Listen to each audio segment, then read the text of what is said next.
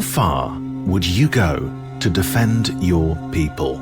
This is probably what Leonidas, the legendary king of Sparta, asked himself one September morning in 480 BC. The Battle of Thermopylae was underway, and overwhelmed by the Persians, the Greek army was in disarray. Heading up his troops of 300 valiant Spartans, Leonidas decided to fight until the death. Gazing out over the battlefield, he took stock. 300 Spartans against tens of thousands of Persians. This heroic sacrifice earned Leonidas a place in history, and much more besides. Passed down over generations, the tale of this battle has turned the king of Sparta into a legend, sometimes to outlandish effect. You're listening to Echoes of History, Behind the Legends, the podcast that tells you the true stories of some of history's most legendary heroes. As the Assassin's Creed franchise turns 15, travel back through 2,500 years of history to meet the men and women whose destiny led them to greatness, uncover their stories, and bring their legends back to life.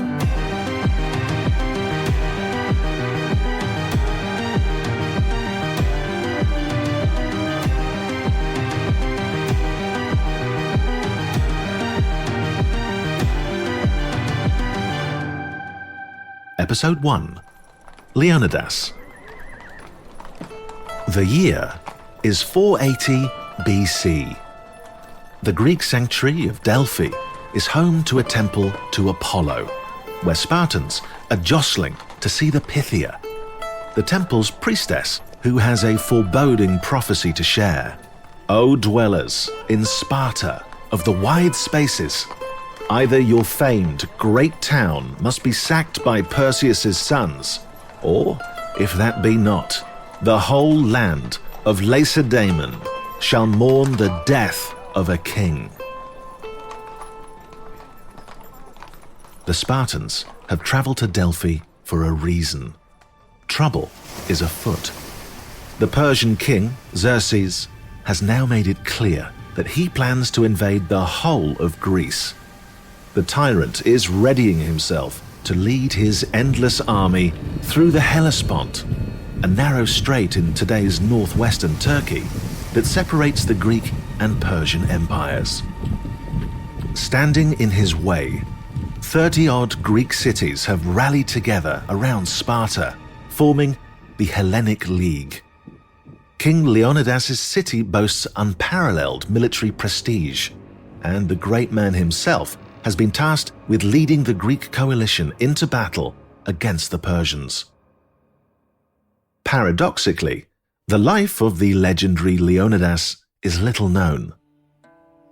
Most Greek historians filed their writing with anecdotes that paint a portrait of an idealized king. Leonidas, the accomplished warlord. Leonidas, the great leader of men.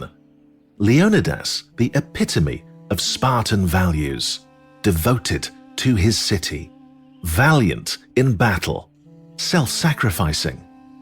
It isn't always easy to unpick fact from fiction. But there are a handful of things that we do know for certain about Leonidas' life. As the third son of King Anaxandridas II, he wasn't destined to succeed his father. His older half-brother Cleomenes took to the throne, becoming king of Sparta in 520 BC. At the time, 20-year-old Leonidas had just finished his Agauge, an extensive military training program designed to produce devout citizens and disciplined fighters. All male Spartan citizens were required to complete this program, with the exception of legitimate heirs to the throne. Despite his royal ancestry, Leonidas was thus accustomed to acute physical training from childhood and suffered the whippings dealt out to him by his elders to correct his errors and toughen up his body without complaint. This demanding apprenticeship included fights with other young men as well as races wearing full military gear and weaponry designed to prepare them for battle. Ultimately, the fates conspired to make Leonidas king of Sparta. Political machinations prompted the downfall of Cleomenes, who took his own life in 488 BC, leaving no male heir behind him. Dorius, his second brother, had died 20 years previously in a campaign to conquer Sicily. As a result, Leonidas' time to rule had come. The fact that he had completed his agoge training was unusual for a king, and undoubtedly imbued him with a special aura and appeal in the eyes of Sparta's citizen soldiers. Although no mention is made of his prowess in specific battles, Herodotus reports that Leonidas was the most respected of the Greek generals. Back to 480 BC. Busy leading the Greek city's resistance, Leonidas suddenly finds himself at the center of a morbid prophecy. Die in battle, or see Sparta fall to the Persians. Yet today, historians all agree that this presage was a complete fabrication, a legend that was made up well after the event it foreshadowed, the Battle of Thermopylae.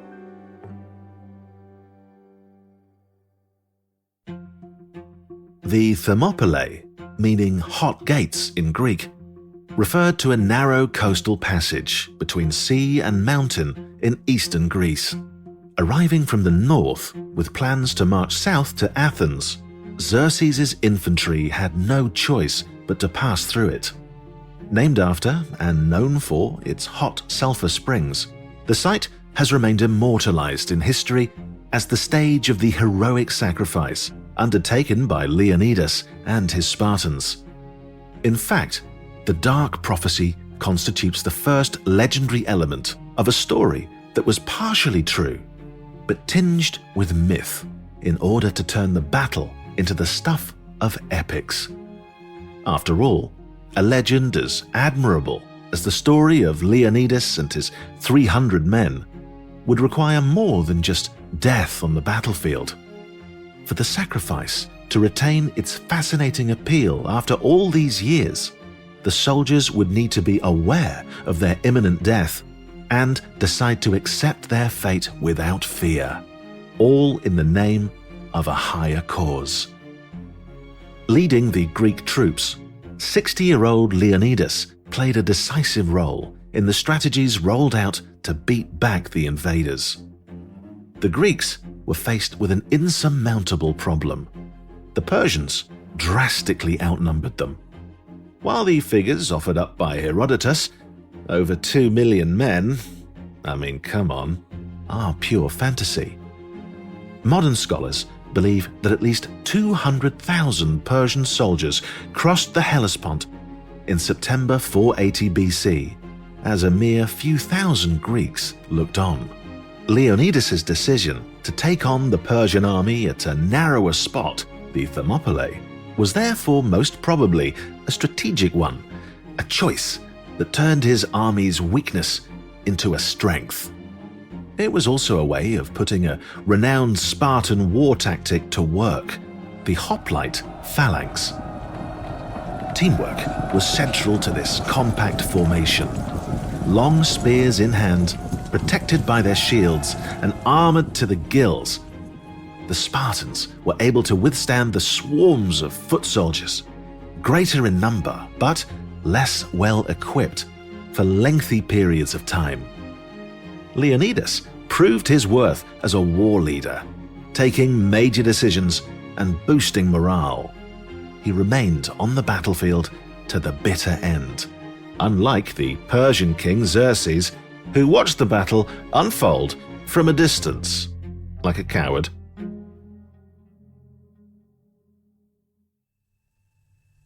Four days went by without the slightest breakthrough. Xerxes had no choice but to acknowledge the fact that the Greeks would neither surrender nor retreat as he'd hoped they would. the Persian king sent across a messenger asking the Greeks to lay down their arms. Leonidas replied instantly, "Come and get them." Xerxes decided to attack, but watched on, spellbound, as his 5,000 archers were thwarted, their arrows raining down to shatter against the Greek shields. Over 2 days, waves of Persian soldiers collided against the Greek phalanxes that blocked the pass without ever faltering.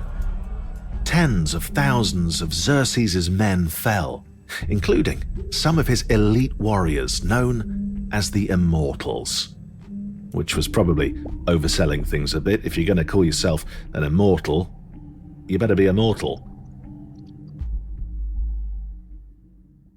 His salvation ultimately arrived in the form of one man, Ephialtes. This Greek soldier betrayed his side, revealing the existence of another passage to the Persian king, a mountain path that circumvented the Thermopylae. Problem solved, an unexpected chance to outsmart the Greeks.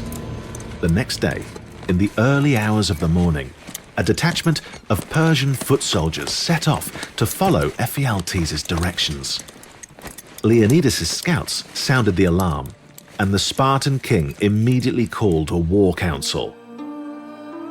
Most of the Greek cities voted to retreat, but Leonidas decided to stay with his men, nevertheless releasing those Greeks who wished to leave and saving 3,000 lives in the process. It fell to the king and his famous 300 soldiers to defend the passage. But the legend often skips over one key detail. They weren't alone. There's a plot twist.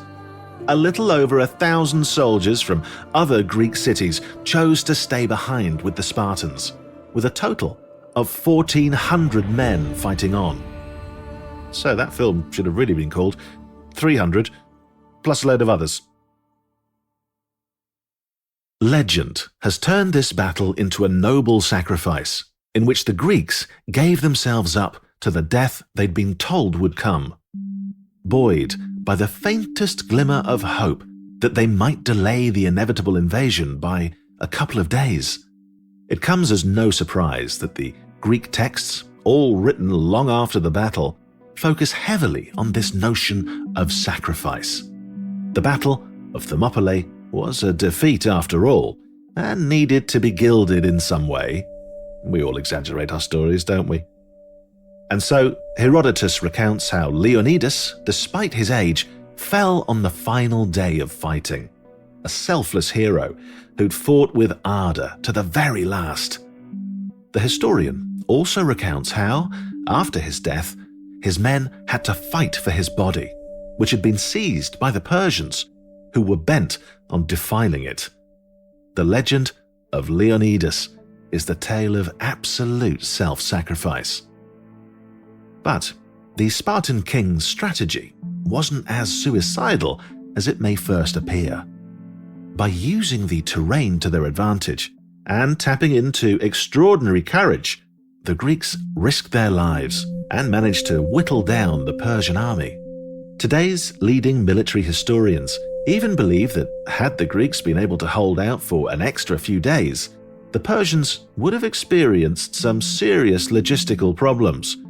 An army that large, locked in place for such a long time, would indeed have struggled with supplies and would have been forced to retreat or scatter.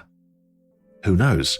If Ephialtes hadn't betrayed his own, perhaps the Greeks might have won.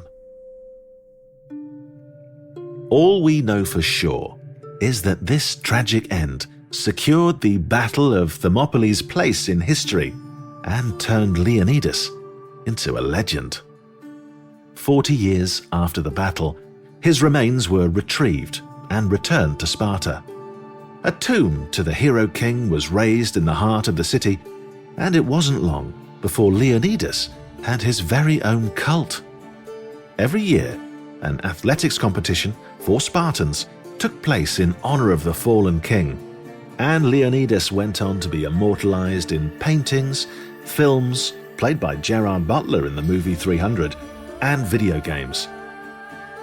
In Assassin's Creed Odyssey, players become a descendant of the king of Sparta and bear his iconic broken spear.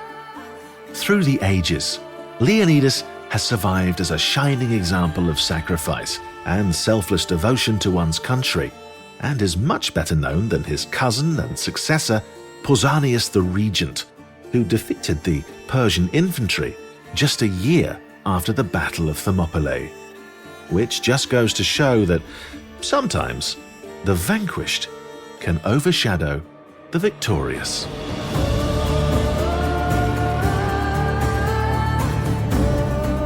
Thanks for listening to Echoes of History Behind the Legends, a Ubisoft podcast produced by Paradiso Media.